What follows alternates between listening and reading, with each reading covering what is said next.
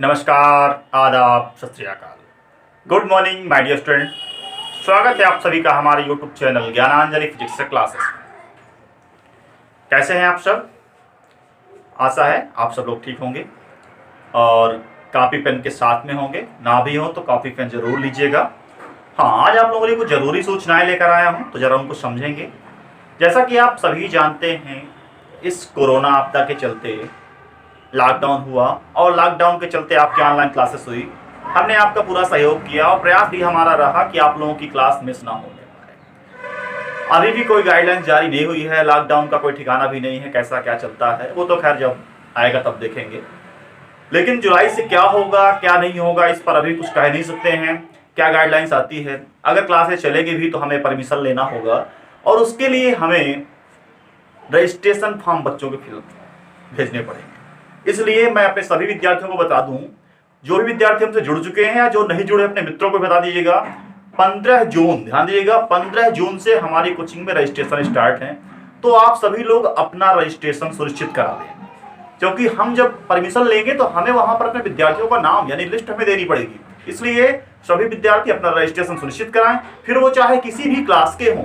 जरूरी नहीं है कि आप 9th के हैं या 10th के या 11th के या 12th के या फॉर एनी स्ट्रीम, ठीक है। ध्यान दीजिएगा, किसी भी क्लास के हो रजिस्ट्रेशन अपना सुनिश्चित करवा लें, क्योंकि जुलाई से कक्षाएं सुचारू रूप से संचालित की जाएंगी, वो फिर ऑनलाइन हो या ऑफलाइन हो, लेकिन कक्षाएं उन्हीं को मिल सकेंगी जिनका रजिस्ट्रेशन होगा। समझ पा रहे हैं ना आप हम क्या कह रहे हैं? इसलिए विशेष ध्यान दें, 15 जून से रजिस्ट्रेशन स्टार्ट है, तो आप सभी लोग अपना अपना रजिस्ट्रेशन सुनिश्चित कराएं। और दूसरी महत्वपूर्ण सूचना यह है कि आप सब लोग क्लास बिल्कुल मिस ना करें। जो भी क्लास चल रही है उसको इंपॉर्टेंट तरीके से पढ़ते रहें। बिल्कुल ये ना सोचे कि नहीं अभी लॉकडाउन है फिर स्टार्टिंग होगा, फिर जो समय जा रहा है वो नहीं दोबारा लौट के आएगा। तो इसलिए इस समय को अपने यूजफुल बनाइए और हमारे साथ हम आपके लिए जब लगे हुए हैं तो आप भी मेहनत करना स्टार्ट कर दीजिए। और चलते हैं अपने टॉपिक पर जहां से हमको आज पढ़ना था। पिछली क्लास में हमने क्या डिस्कस किया था? बहुत सारे हमने पिछली क्लास में कॉन्केव मिरर के थ्रू इमेज फॉर्मेशन देखा था, डिफरेंट टाइप ऑफ इमेज बनाए थे और उसकी पोजीशन और नेचर पर चर्चा की थी। आज हम चलेंगे नेक्स्ट टॉपिक पर, यूजेज ऑफ कॉन्केव मिरर। तो देखिए चलते हैं अपने टॉपिक पर। टॉपिक है हमारा आज का यूजेज ऑफ कॉन्केव मिरर। तो क्या होते हैं कॉन्केव मिरर के यूज, उनको देखेंगे। जो फर्स्ट नंबर यूज है आपका, प्रयोग पहला है, कई सारे प्रयोग हैं उनको देखेंगे। जो प्रयोग है, it is used as shaving mirror. क्या है? It is used as shaving mirror to see a large image of the face. मतलब क्या है कि आप इसका प्रयोग करते हैं सेविंग मिरर के रूप में। मतलब सेविंग मिरर समझ रहे हैं ना? सेविंग मिरर के रूप में आप इसका प्रयोग करते हैं to see a large image, एक बड़ा प्रतिबिंब देखने के लिए। किसका? ऑफ द फेस, अपने चेहरे का बड़ा प्रतिबिंब देखने के लिए कॉन्केव मिरर का आप यूज करते हैं। It is used by dentist. इसका प्रयोग डॉक्टरों के द्वारा भी किया जाता है टू सी लार्ज इमेज, एक बड़ा प्रतिबिंब देखने के लिए। Of the teeth of the patient, मरीज के दांतों का बड़ा प्रतिबिंब देखने के लिए इसका प्रयोग डॉक्टर्स भी करते हैं। It is used as reflectors in torches. मतलब इसका प्रयोग टार्च में रिफ्लेक्टर के रूप में भी किया सकता है। अगर आप लोगों को याद हो थोड़ा सा, जब कभी टार्च देखिएगा तो टार्च का जो फ्रंट होता है सामने से आप देखते होंगे, कभी खोला उसका अगर कांच हटा देते हैं, ग्लास हटाते हैं, तो उसके अंदर एक कटोरी टाइप ऐसा दिखता होगा आपको, ठीक है। एक कटोरी नुमा जो चमकीली सतह दिखती है, वो कटोरी जो चमकीला सतह जो दिखती है वो एक प्रकार के कॉन्केव मिरर का काम करती है। ध्यान दीजिएगा, कॉन्केव मिरर का यूज आप टार्चेज में भी करते हैं। नेक्स्ट यूज क्या है? It is used in TV dish antenna to receive TV signal from the distant communication satellite. मतलब कॉन्केव मिरर का यूज आप डिश एंटीना में भी करते हैं टू रिसीव टीवी सिग्नल, बस टीवी के सिग्नल को रिसीव करने के काम में आता है। डिस्टेंट कम्युनिकेशन सैटेलाइट, जो दूर आपके बहुत दूर जो आपका कम्युनिकेशन सैटेलाइट रखा हुआ है उससे सिग्नल को रिसीव करने के लिए एंटीना में भी कॉन्केव मिरर का यूज किया जाता है। एंटीना आपने देखा होगा कुछ इस प्रकार से होता है ना, तो उसका कॉन्केव शेप ही होता है, ठीक है। नेक्स्ट है आपका larger concave mirror are used in the field of solar energy to focus sun rays. समझिएगा, इसको इंपॉर्टेंट पॉइंट है, इसको समझ लीजिएगा। लार्जर कॉन्केव मिरर, जो बड़ा होता है आपका अवतल दर्पण, are used in the field of solar energy, वह आपके सौर ऊर्जा के क्षेत्र में भी प्रयोग किया जाता है टू फोकस सन रेज, क्या करने के लिए? प्रकाश की किरणों को केंद्रित करने के लिए। फॉर हीटिंग सोलर फर्नेस, आप किस लिए? फॉर हीटिंग सोलर सरफेस, मतलब सोलर फर्नेस को, ध्यान दीजिए, सोलर फर्नेस नया वर्ड आया, हम समझाएं क्या है। सोलर फर्नेस को गर्म करने के लिए। आखिर सोलर फर्नेस सब तो समझ में आ गया सर जी, लेकिन सोलर फर्नेस क्या है ये समझ में नहीं आया। चलिए चलते हैं इसके पास भी, आपको ले चलते हैं। तो सोलर फर्नेस क्या है, इसका आपको फिगर स्क्रीन पे दिख रहा होगा, हमने स्क्रीन पे इसका फिगर दे रखा है। तो देखिएगा सोलर फर्नेस क्या है, आपको देख भी रहे होंगे, एक स्ट्रक्चर दिख रहा है। तो क्या है ये? It is a structure that use concentrated solar power. ये एक प्रकार का स्ट्रक्चर है जिसका काम क्या है? That is used to concentrated solar power to produce high temperature. जो कि क्या करता है? सोलर पावर को कंसंट्रेट करता है, एक जगह केंद्रित करता है, किस लिए? प्रोड्यूस हाई टेम्परेचर, ज्यादा से ज्यादा यानी उच्च तापमान बनाने के लिए। यूजुअली इन इंडस्ट्री, ज्यादातर इसका प्रयोग कहां होता है? इंडस्ट्रीज में होता है। तो मेरे प्यारे बच्चों, आप लोगों को प्रॉपर तरीके से यूजेज ऑफ कॉन्क्यूबिलर समझ में आ चुका होगा, और आशा करते हैं कि अब इसी तरह अपना जुनून और अपना जोश बनाए रखिएगा। और नेक्स्ट टॉपिक पे हम ले चलेंगे। जो आज आपका नेक्स्ट टॉपिक है वो है sign convention for spherical mirror, यानी गोलीय दर्पण के लिए जो आपकी चिन्ह परिपाटी है वो क्या कहती है, उसको भी जरा समझेंगे। Sign convention for spherical mirror. और हाँ, जो विद्यार्थी आज हमसे नए जुड़ रहे हैं वो हमारे चैनल को सब्सक्राइब तुरंत कर लें और बेल आइकन जरूर दबाएंगे ताकि अगला वीडियो का नोटिफिकेशन मिलता रहे। और हाँ, कुछ विद्यार्थी हमारे ऐसे हैं जो अपनी प्रॉब्लम शेयर कर रहे हैं, लेकिन नए विद्यार्थी अभी हिचक रहे हैं। तो अपनी प्रॉब्लम शेयर करने के लिए हमारे टेलीग्राम चैनल को आज ही सब्सक्राइब कर लें। ध्यान दीजिएगा, टेलीग्राम चैनल अवश्य ज्वाइन कर ले, उसमें आपको पुराना सारा कंटेंट मिल जाएगा और उस टेलीग्राम के माध्यम से आप अपनी प्रॉब्लम हम तक शेयर कर सकते हैं। टेलीग्राम चैनल वही चैनल जो हमारा यूट्यूब चैनल है, Gyananjali physics classes by Pradeep Singh. ठीक है, लिंक से सर्च करना चाहें तो लिंक है आपकी PS9430। क्लियर? चलिए आगे चलते हैं। Sign convention for spherical mirror.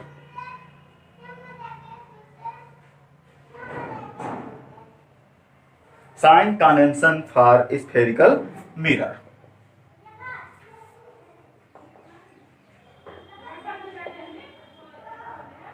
चलिए चर्चा करते हैं क्या है चिन्ह परिपाटी। गोली दर्पण के लिए चिन्ह परिपाटी क्या है, इस पर भी चर्चा करेंगे। मान लेते हैं ये कोई अवतल दर्पण यानी कि कॉन्केव मिरर है। ये इसकी क्या हो जाएगी? मुख्य अक्ष। ध्यान दीजिएगा, प्रिंसिपल एक्सिस। क्या होगा ये? Principal axis. ये क्या हो जाएगा? पोल यानी कि दर्पण का ध्रुव। यहां पर क्या होगा बेटा? Centre of curvature. और ये क्या होगा? Focal point. क्लियर? बस यहीं पर आपको थोड़ा सा गौर समझना है कि क्या कंडीशन होगी क्या नहीं। मान लेते हैं इस कॉन्केव मिरर के सामने यहां पर कोई ऑब्जेक्ट रखा हुआ है। ठीक है, अभी हमने उस दिन इमेज फॉर्मेशन रूल भी पढ़े हैं और उसके डिफरेंट टाइप ऑफ इमेजेस भी बनाए हैं। चलिए हम इसका जरा सा इमेज भी बनाकर देख लेते हैं। ट्रांसपेरेंसी के पहले लाइट जाएगी, आफ्टर रिफ्लेक्शन कहां से जाएगी? फोकस से होकर जाएगी। ठीक है, ये फोकस ही पॉइंट है। और उसके बाद अगर सेंटर ऑफ कर्वेचर जाती है तो अपने ही सेम पाथ पर बैक हो जाती है। ठीक है, तो यहां पर क्या बन गया? एक इमेज बन गया। कैसा इमेज बना है? रियल एंड इन्वर्टेड बना हुआ। क्लियर है? इसको हम बोलेंगे आई, आई डैश, और ये ऑब्जेक्ट हो गया ओ, ओ डैश। क्लियर है? चलिए अब जरा देखते हैं। तो हमने कहा यहां से यहां तक की डिस्टेंस को क्या बोलते हैं? फोकल लेंथ बोलते हैं। क्या बोलते हैं? पढ़ा था हमने पीछे ही कि पोल से फोकल पॉइंट के बीच की डिस्टेंस को क्या बोलते हैं? फोकल लेंथ बोलते हैं। और सेंटर ऑफ कर्वेचर से पोल के बीच की डिस्टेंस को हम क्या बोलते हैं? रेडियस बोलते हैं, त्रिज्या बोलते हैं। अब बचा क्या? यहां पर आपका बचा इमेज यानी कि प्रतिबिंब। तो इमेज और पोल के जो बीच की डिस्टेंस है उसे हम क्या बोलते हैं? इमेज डिस्टेंस बोलते हैं, जिसे हम v से रिप्रेजेंट करते हैं। क्या करते हैं? v से रिप्रेजेंट करते हैं। और यहां पर आपका जो o डैश ऑब्जेक्ट रखा हुआ है, इस o डैश यानी ऑब्जेक्ट से जो पोल के बीच की डिस्टेंस है इसको हम ऑब्जेक्ट डिस्टेंस कहते हैं, जिसे हम u से रिप्रेजेंट करते हैं। मतलब u आपकी ऑब्जेक्ट डिस्टेंस जिसे हम कहते हैं वस्तु की दूरी, v आपकी इमेज डिस्टेंस जिसे हम कहते हैं प्रतिबिंब की दूरी, एफ आपकी फोकल लेंथ है जिसे हम कहते हैं फोकस दूरी, आर आपकी रेडियस है यानी कि त्रिज्या।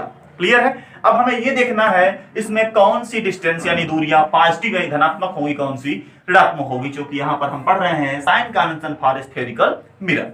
चलिए देखते हैं क्या होगा। तो देखिए इसका जो रूल है सिर्फ एक लाइन आपको ध्यान रखना है, उसी पे सारा कंक्लूजन है, एक लाइन ही आपको ध्यान रखना है, वो क्लियर है। रूल्स क्या है इसका कि इंसिडेंट रे, ध्यान दीजिएगा, यहां से देख रहे हैं ना ये ऑब्जेक्ट रखा हुआ है और ये क्या है, इंसिडेंट रे है ना, मिरर की ओर जा रही है। तो इंसिडेंट रे की डायरेक्शन में, इंसिडेंट डायरेक्शन किधर, इधर है ना, तो इंसिडेंट रे की डायरेक्शन में मेजर की हुई सारी दूरियां जितनी भी डिस्टेंस होती हैं वो पॉजिटिव ली जाती हैं। हमने क्या कहा, अगर आपतित किरण की दिशा में, in the direction of incident ray, समझ में आ रहे हैं ना, आपतित किरण की दिशा में मापी गई समस्त दूरियां, ठीक है, जितनी भी डिस्टेंस आप मेजर करते हैं वो क्या होती हैं, पॉजिटिव ली जाती है, मतलब धनात्मक। और in the opposite direction of incident ray, ध्यान दीजिएगा, आपतित किरण की विपरीत दिशा में, यह तो आपतित किरण की दिशा थी इंसिडेंट रे, और यह इसकी अपोजिट डायरेक्शन हो गई। तो हमने कहा आपतित किरण की विपरीत दिशा में मापी गई दूरियां क्या होती हैं, ऋणात्मक होती हैं, निगेटिव होती हैं। बस इतना ही दो लाइन याद रखना है। अब इसमें देखते हैं, इसका एक फैक्ट और है कि अगर मिरर की हम बात करते हैं, दर्पण की बात करते हैं स्फेरिकल मिरर में, तो सारी डिस्टेंस मेजर कहां से करते हैं, समस्त दूरियों को हम दर्पण के ध्रुव से मेजर करते हैं। कहां से करते हैं बेटा, दर्पण के ध्रुव से। ध्यान दीजिएगा, समस्त दूरियां हम दर्पण के ध्रुव से मापते हैं। तो अब सर दर्पण के ध्रुव से हम मापना शुरू करते हैं, देखते जाइएगा, समझते जाइएगा। दर्पण के ध्रुव से अगर हम मापना शुरू करते हैं फोकस दूरी को, तो किधर चलेंगे बेटा, देखिएगा, इधर से मापते मापते इधर की ओर आएंगे ना। किस दिशा में हमने मापा इस दूरी को, बताइए, आप लोग बताइए ना, किस दिशा मापा। दर्पण के ध्रुव से जब हम फोकस दूरी मापते हैं तो इस दिशा में चलते हैं ना, मतलब ये कौन सी कंडीशन हो गई, opposite direction of the incident ray, मतलब आपतित किरण की विपरीत दिशा में। और आपतित किरण की विपरीत दिशा में मापी गई दूरियां क्या होती हैं, ऋणात्मक होती हैं, निगेटिव होती है, मतलब फोकस दूरी क्या हो गई आपकी, निगेटिव। ध्यान दीजिएगा, ये कॉनकेव मिरर का चल रहा है सिस्टम, ठीक है। तो कॉनकेव मिरर में फोकल लेंथ क्या हो गई, निगेटिव। अब बात करते हैं, यहां पर इमेज है, तो इमेज डिस्टेंस मेजर करेंगे। हमने कहा डिस्टेंस सभी की सभी कहां से मेजर करेंगे, पोल से मेजर करेंगे, यानी कि दर्पण के ध्रुव से मेजर करेंगे। चलिए इमेज डिस्टेंस को मेजर करते हैं। तो इमेज डिस्टेंस के लिए जब यहां से चलेंगे तो फिर किधर चलेंगे, फिर इधर की ओर चलेंगे ना। जब इधर की ओर आ रहे हैं तो डायरेक्शन कैसी हो गई, opposite direction of incident ray. हमने कहा अगर अपोजिट डायरेक्शन में मेजर करेंगे तो सिर्फ डिस्टेंस कैसी लेंगे, निगेटिव लेंगे, मतलब इमेज डिस्टेंस वी भी क्या हो गई, निगेटिव हो गई। क्लियर, यहां तक समझ में आ रहा है। अब चलते हैं आगे, ये इमेज डिस्टेंस हो गई। अब चलते हैं रेडियस के लिए। तो रेडियस देखें अगर तो दर्पण के ध्रुव से सेंटर ऑफ कर्वेचर के लिए किधर आए, इधर की ओर आ रहे हैं ना, यानी कि इसी डायरेक्शन में चले आ रहे हैं ना। इस डायरेक्शन का मतलब क्या है, opposite direction of incident ray, मतलब आपतित किरण की विपरीत दिशा में। और आपतित किरण की विपरीत दिशा में अगर आते हैं तो कैसी डिस्टेंस होती है, निगेटिव होती है, मतलब रेडियस ऑफ कर्वेचर भी क्या हो गया आपका, निगेटिव। ध्यान दीजिएगा, त्रिज्या भी क्या हो गई अवतल दर्पण की, निगेटिव। अब चलते हैं object distance u o dash, यहां पर ऑब्जेक्ट रखा हुआ है, दर्पण के ध्रुव से ही हम सारी दूरियां मापते हैं। चलते हैं तो किधर की ओर चलेंगे, कुछ इस प्रकार चलेंगे ना, फिगर में देखते जाएगा। हम इधर चल रहे हैं ना, और आपतित किरण दिशा किधर है, इधर है ना, मतलब हम आपतित किरण की विपरीत दिशा में चले ना। अगर विपरीत दिशा में चले, अपोजिट डायरेक्शन में चले, तो डिस्टेंस कैसी होगी बेटा, निगेटिव होगी ना। तो इसका मतलब ऑब्जेक्ट डिस्टेंस यू भी क्या हो गई, निगेटिव। यहां तक क्लियर। कॉन्सेप्ट सिर्फ एक लाइन का ही है, इंसिडेंट रे की डायरेक्शन में जितने भी डिस्टेंस मेजर करेंगे सबके सब पॉजिटिव, और इंसिडेंट रे की अपोजिट डायरेक्शन में अगर मेजर किया तो सबके सब डिस्टेंस क्या हो जाएंगे, निगेटिव। तो कॉनकेव मिरर में आप देख पा रहे हैं सारी डिस्टेंस इंसिडेंट रे की अपोजिट डायरेक्शन में हम मेजर किए हैं, इसलिए यहां पर यू वी एफ तीनों की तीनों क्या हो जाती है, निगेटिव। अब इसी को समझने के हिसाब से एक और सा ट्रिक बता दूं मैं, क्या होता है। मिरर के लेफ्ट हैंड साइड में गौर समझिएगा, ये मिरर हुआ ना, मिरर के लेफ्ट हैंड साइड में मेजर की हुई जितनी डिस्टेंस होती है क्या होती है, निगेटिव। कैसे, अरे भैया लेफ्ट हैंड साइड में मेजर करोगे ना तो वो इंसिडेंट रे की अपोजिट डायरेक्शन में ही तो आओगे, मिरर कोई भी हो। तो ध्यान दिया आपने कि मिरर के लेफ्ट हैंड साइड में डिस्टेंस क्या होती है, निगेटिव। राइट हैंड साइड में क्या होगी, पॉजिटिव। वो कैसे सर, इसको भी देख लेते हैं। हमने कहा इंसिडेंट रे की डायरेक्शन में जो मीजर करते हैं वो क्या होती है, पॉजिटिव। इंसिडेंट रे ऑब्जेक्ट यहां रखा हुआ है, यहां से यहां मिरर की ओर आएंगे तो डायरेक्शन क्या हो जाएगी, ये हो जाएगी। अब भैया अगर इधर कोई डिस्टेंस मेजर करते हैं, कहीं इमेज अगर इधर बन जाता है तो हम पोल से ही मेजर करेंगे। मेजर करने के लिए, मापने के लिए इधर की ओर चलेंगे। जब इस डायरेक्शन में चलेंगे तो क्या हो जाएगा, आपतित किरण की दिशा में चलेंगे। इसका मतलब ये डिस्टेंस क्या हो जाएगी, पॉजिटिव हो जाएगी। कॉन्सेप्ट क्लियर है ना? सिर्फ और सिर्फ कॉन्सेप्ट पे ध्यान दीजिए, कंडीशन बदलती रहेंगी, ध्यान दीजिएगा। प्रतिबिंब इसका अभी वास्तविक बना हुआ है यहां पर, इसलिए आपको दिख रहा है in front of the mirror. आभासी प्रतिबिंब दर्पण के पीछे बनता है, और आभासी प्रतिबिंब के केस में क्या हो जाएगा, प्रतिबिंब की दूरी यहां पर निगेटिव के बजाय पॉजिटिव हो जाएगी। क्लियर?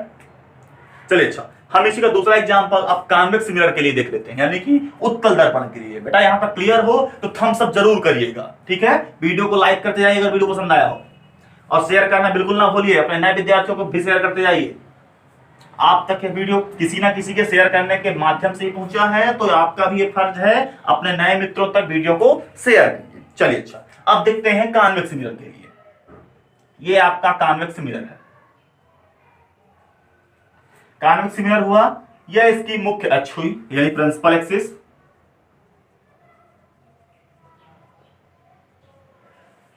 यह दर्पण का ध्रुव होगा, पोल होगा, हम वैसे भी पढ़ चुके हैं। Mid point of the mirror is known as its pole. यहां पर इसका सेंटर ऑफ कर्वेचर होगा, और यह इसका फोकल पॉइंट होगा। क्लियर? ऑब्जेक्ट कहीं यहां रखी होगी। सर ऑब्जेक्ट इस बार आपने इधर क्यों नहीं रखी, जरा समझिएगा बेटा। ऑब्जेक्ट हमेशा दर्पण के यानी मिरर के सामने ही रखेंगे, ठीक है? पीछे थोड़ी रख देंगे, मिरर के सामने ही रखेंगे, क्योंकि मिरर में इस साइड पॉलिश इस बार की है, तो रिफ्लेक्टर्स चूंकि इधर से है, ध्यान दीजिएगा, ऑब्जेक्ट सामने ही रखेंगे, ठीक है? दर्पण के सामने रखेंगे तभी उसका इमेज बने। तो यहां पर कोई ऑब्जेक्ट रखा हुआ है ओ डैश। हमने कहा पोल से ही डिस्टेंस मेजर करते हैं, मतलब यहां से लेकर यहां तक की मेजर की हुई डिस्टेंस क्या कहलाएगी, ऑब्जेक्ट डिस्टेंस यू कहलाएगी। P से F यानी पोल से फोकस के बीच की दूरी को क्या कहेंगे हम, फोकल लेंथ कहेंगे, या F कहलाएगी। C तक की डिस्टेंस को हम रेडियस कहेंगे, त्रिज्या कहेंगे, ठीक है? इमेज भी कहीं ना कहीं इसका बन जाएगा। इमेज अभी हम आगे आपको पढ़ाएंगे, इसलिए उसको छोड़ दे रहे हैं, ठीक है? इमेज अभी नेक्स्ट क्लास में आपको पढ़ाएंगे, तो उसको भी गौर कीजिए। तो अब जरा डिस्टेंस की बात हम कर रहे थे, मतलब साइन कन्वेंशन की बात कर रहे थे, तो हमने वही कॉन्सेप्ट फिर दोहरा रहे हैं। हमने कहा था कि इंसिडेंट रे की डायरेक्शन में जो मेजर करेंगे, ध्यान दीजिएगा, क्या करेंगे, इंसिडेंट रे की डायरेक्शन में जो मेजर करेंगे वो क्या होगी, सारी दूरियां धनात्मक होंगी। ऑब्जेक्ट यहां पर रखा हुआ है, यहां से कोई प्रकाश किरण इधर की ओर आएगी, यहां पर दर्पण से यानी मिरर से टकराएगी, और वो कुछ इस प्रकार से निकल जाएगी, ठीक है? तो ये हुई इंसिडेंट रे, ये हुई रिफ्लेक्टेड रे। अब इंसिडेंट रे की डायरेक्शन इधर की ओर है, ध्यान दीजिएगा, लेफ्ट टू राइट। ये क्या है, इंसिडेंट रे। डिस्टेंस मेजर करना शुरू कर रहे हैं बेटा, देखिएगा, ये पोल है, पोल से हम फोकस मेजर कर रहे हैं, किधर चलेंगे, इधर, मतलब left to right. Incident ray left to right, मतलब सेम डायरेक्शन हो गया ना। तो जब हम इंसिडेंट रे की सेम डायरेक्शन में डिस्टेंस मेजर करते हैं तो उस डिस्टेंस को पॉजिटिव लेते हैं, मतलब इस बार फोकल लेंथ क्या हो जाएगी, पॉजिटिव। आपने देखा कॉन्वेक्स मिरर की फोकल लेंथ क्या हो गई, पॉजिटिव। फिर बात करते हैं रेडियस की, त्रिज्या की। पोल से मेजर किया, सेंटर कर्वेचर तक जाएंगे, यहां से इधर चल रहे हैं। इंसिडेंट रे की डायरेक्शन भी किधर है, इधर है, मतलब in the same direction of incident ray, आपतित किरण की समान दिशा में चल रहे हैं। इसका मतलब यह दूरी भी क्या हो जाएगी, धनात्मक हो जाएगी। इसका मतलब कॉन्वेक्स मिरर यानी उत्तल दर्पण के लिए त्रिज्या भी आपकी धनात्मक होगी। क्लियर? अब चलते हैं ऑब्जेक्ट डिस्टेंस यानी वस्तु की दूरी। तो दर्पण का ध्रुव यहां पर है, पोल ऑफ मिरर, उसके बाद ऑब्जेक्ट यहां रखी हुई है, वस्तु यहां रखी है। चलते हैं इसको, तो कहां से चलेंगे, इधर से इधर की ओर चलेंगे, मतलब हम राइट टू लेफ्ट चल रहे हैं, मतलब कह सकते हैं in the opposite direction of incident ray. और जैसे ही अपोजिट वर्ड आया, इसका मतलब डिस्टेंस क्या हो जाएगी, ये निगेटिव हो जाएगी। तो मेरे प्यारे बच्चों, यहां पर वस्तु की दूरी फिर से क्या हो गई, निगेटिव।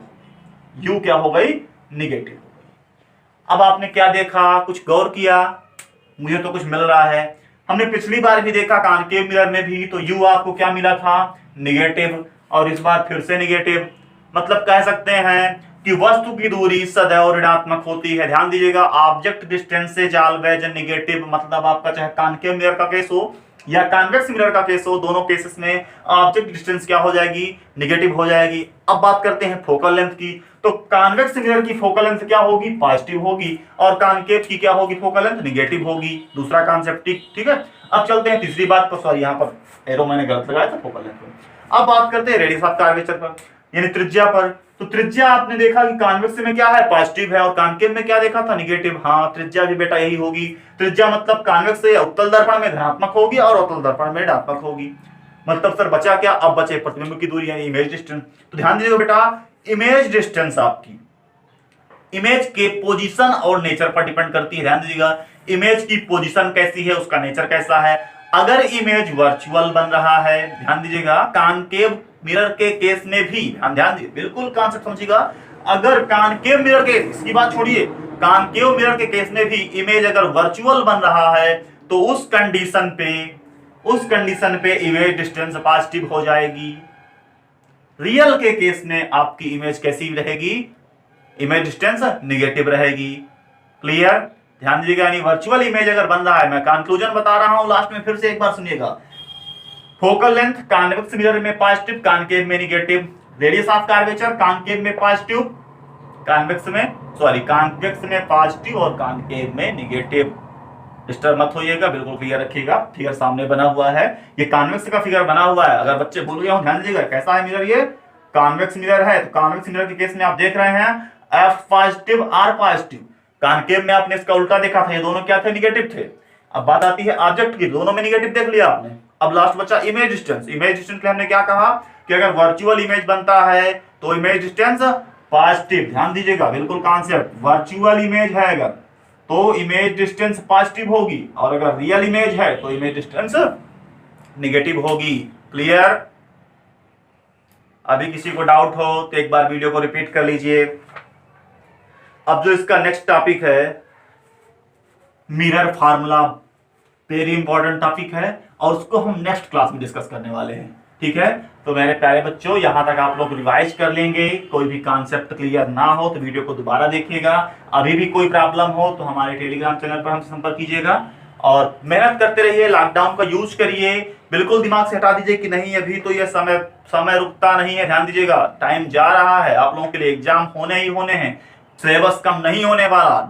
ऑल टाइम एग्जाम की तैयारी करते रहिए और अपने आप को चैलेंज कीजिए। पढ़ने में मन ना लगता हो जिनका, तो सोच लीजिए अपने आप से एक डेट दीजिए एग्जाम के लिए। एग्जाम के लिए एक बार खुद की डेट देख दीजिए। आप लोग डिसाइड कीजिए, अगर तैयारी अच्छी चल रही है तो 2 महीने बाद की दीजिए, अगर तैयारी कम अच्छी चल रही है तो 3 महीने बाद कीजिए। लेकिन अपने आप से एक डेट दीजिए, फिर देखिए मन लगता है कि नहीं लगता। मन लगेगा, अरे एक बार चैलेंज तो करिए अपने आप। ठीक है, तो पढ़ते रहिए और मिलते हैं नेक्स्ट।